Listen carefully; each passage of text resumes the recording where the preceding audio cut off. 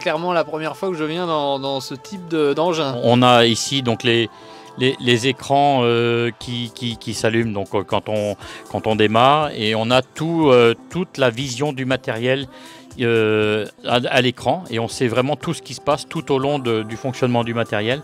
Ça nous permet de voir où il y a des petits problèmes, mais ça nous permet aussi de commander toutes les différents organismes. On a tout à vision.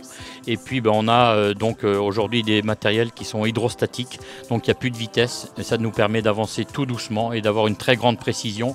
On avance donc à quelques mètres par heure si on veut, donc pour vraiment bien traiter dans l'occurrence les endroits les plus difficiles dans les coins, et puis ça nous permet aussi d'avoir une grande précision dans les bords de champ, les fameuses zones de non-traitement en périphérie donc des maisons.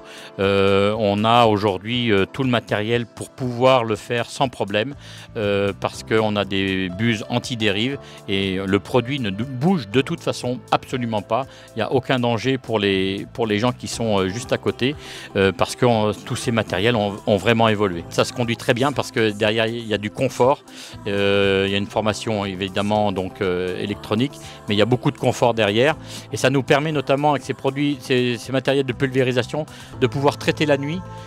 Quand on traite la nuit, c'est pas pour se cacher, c'est surtout pour traiter aux meilleures conditions de la journée, c'est-à-dire que là où il y a pas de vent et là où il y a de l'humidité, et ça nous permet de réduire les doses et donc d'avoir une efficacité égale, mais tout en réduisant les doses. Donc ça, on ne le dit pas non plus assez souvent, parce que pourquoi vous traitez la nuit, c'est parce qu'on a une optimisation, une efficacité meilleure de l'application des produits.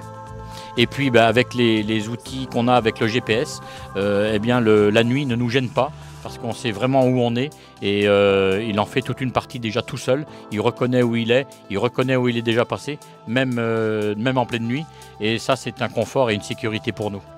Donc voilà, je pense qu'on est vraiment dans la grande précision. Oui, dans la grande précision, moi en tout cas l'impression que j'ai, c'est justement à la fois toute la partie mécanique de l'appareil, et justement tout le boîtier électronique, toute la technologie en fait qui est concentrée. Et je pense que c'est aussi tout un art de pouvoir gérer à la fois la partie mécanique et la partie électronique, et c'est là qu'on voit aussi l'importance de l'équipement, mais derrière aussi surtout de la maîtrise de cet équipement, parce qu'aujourd'hui le métier d'agriculteur, c'est des métiers qui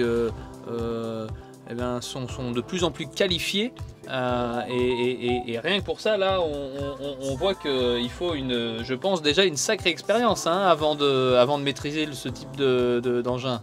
Effectivement, c'est des vrais ordinateurs de bord, et puis on prend beaucoup de plaisir, mais c'est vrai qu'il y a un petit temps d'adaptation. Et bon, après, je vois les générations qui me suivent sont déjà très aptes à conduire ce genre de matériel. Les 18, 19 et 20 juin, participez aux Journées nationales de l'agriculture. 3 jours de visite et d'animation pour découvrir notre patrimoine agricole. Tout le programme sur journéeagriculture.fr.